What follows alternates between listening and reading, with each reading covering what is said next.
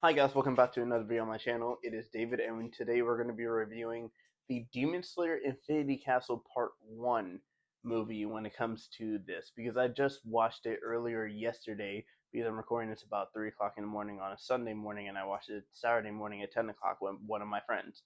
And might I add, Demon Slayer and Ufotable, you have gone all out for this movie. This movie was absolutely fantastic.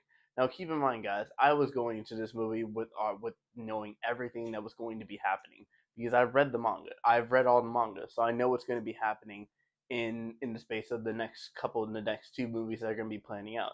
But will that still put me off from watching the other movies? No, because I was definitely happy and excited, and there were some parts that I very much enjoyed about the movie, and then there were some parts I probably would disagree with how they did it and how it is compared to the manga in that general sense. So I'm gonna basically explain everything when it comes to it.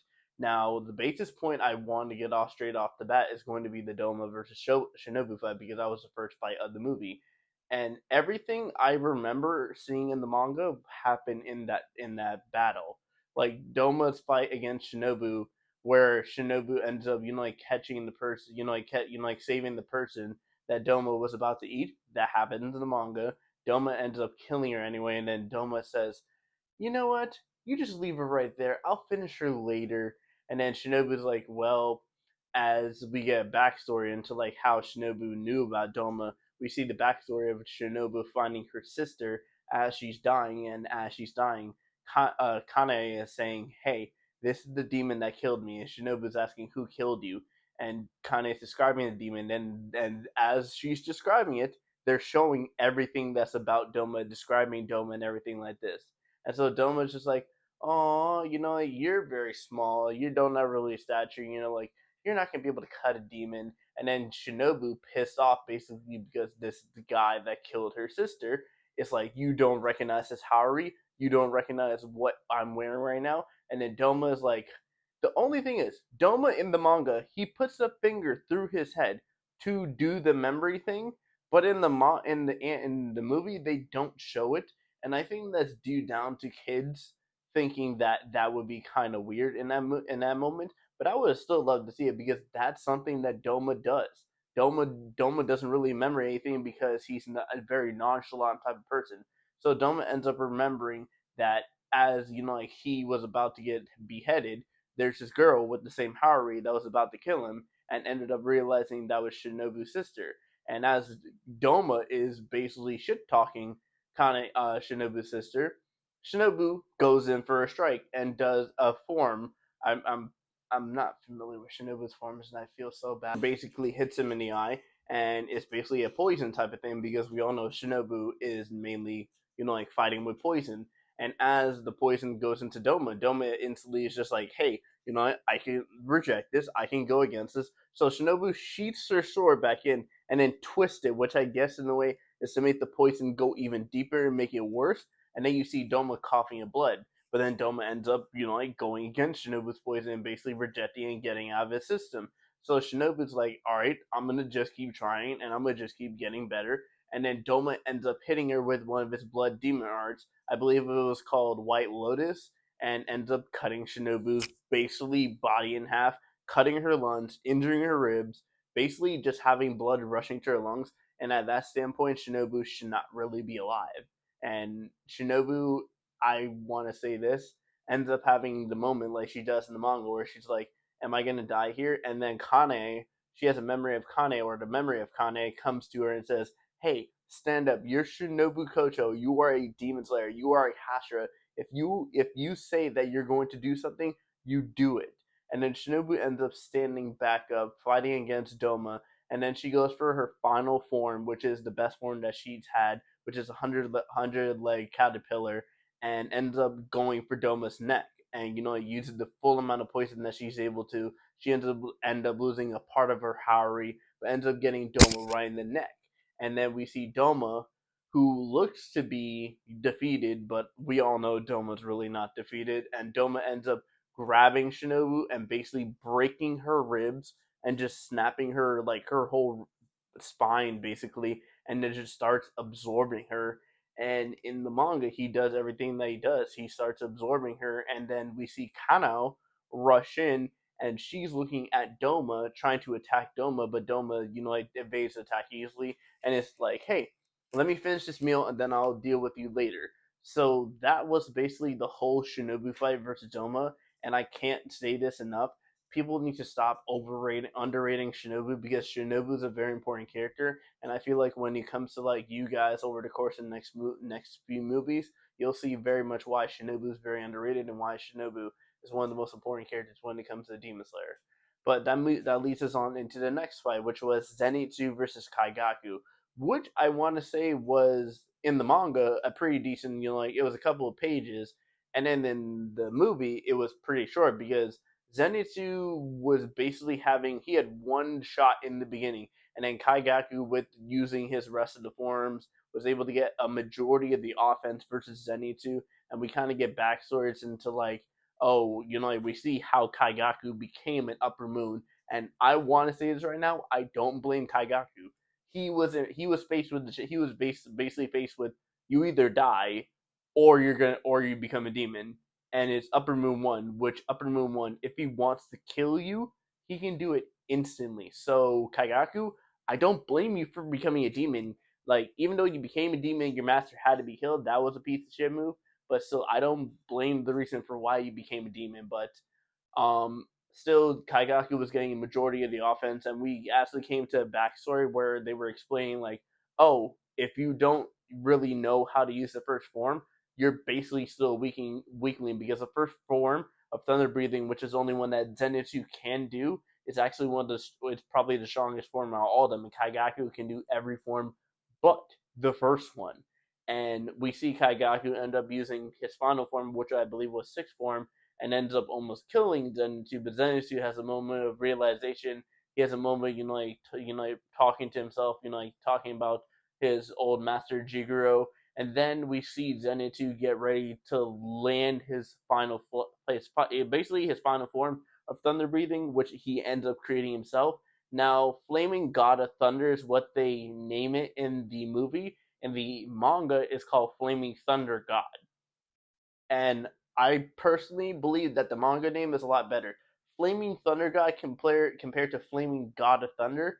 No, I just don't really like the name change. But Zenitsu ends up one-shotting Kaigaku. That's the end of the fight. Zenitsu wins. Kaigaku and Zenitsu are both falling towards the end, and like Kaigaku's like, oh, Zenitsu's gonna fall from this and he's gonna die.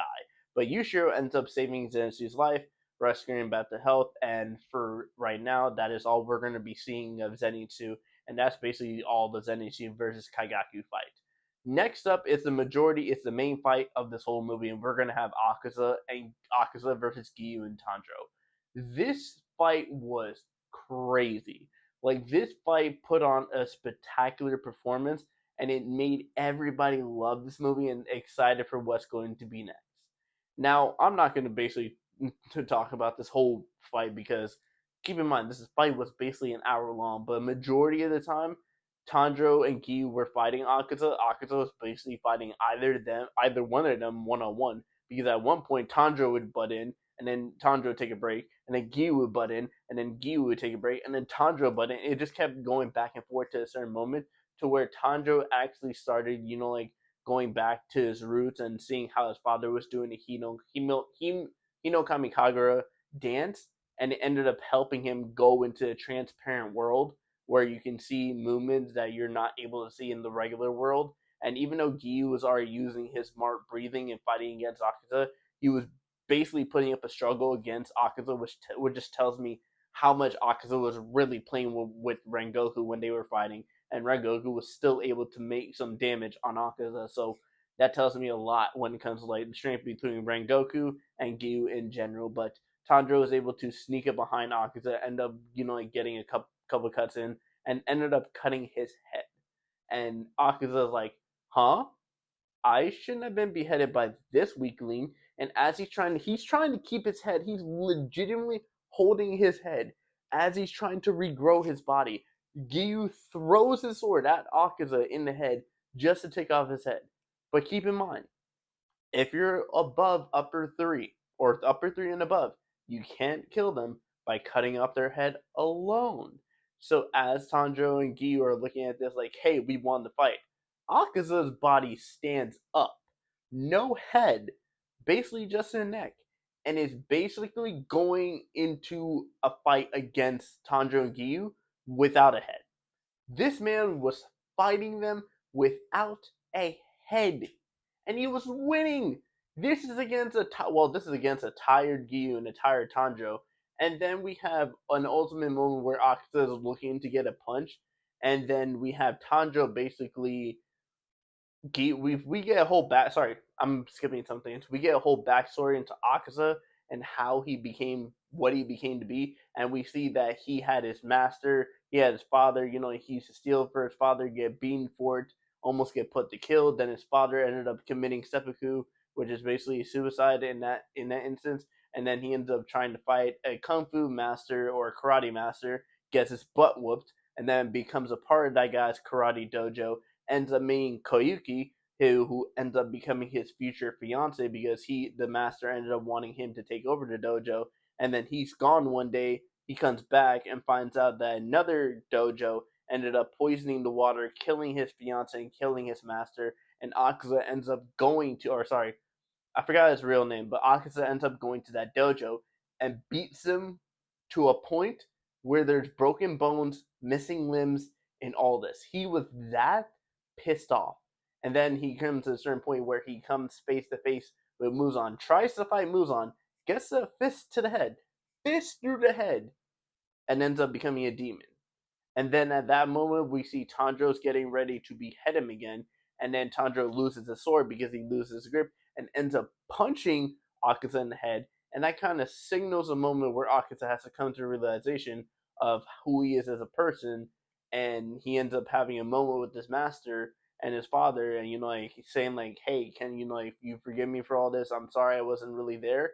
And we can see him start to walk away and basically give up the fight. And he kind of self destructs, and in the moment, in the manga, there's not really that punch with Tanjiro like punching Akaza in that moment, so I don't really like that part.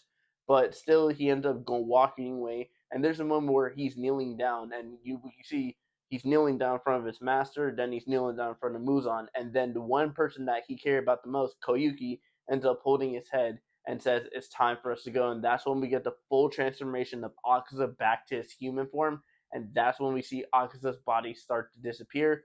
We see all the other upper moons, like react to Akaza dying. Kokushiba's basically pissed at that moment.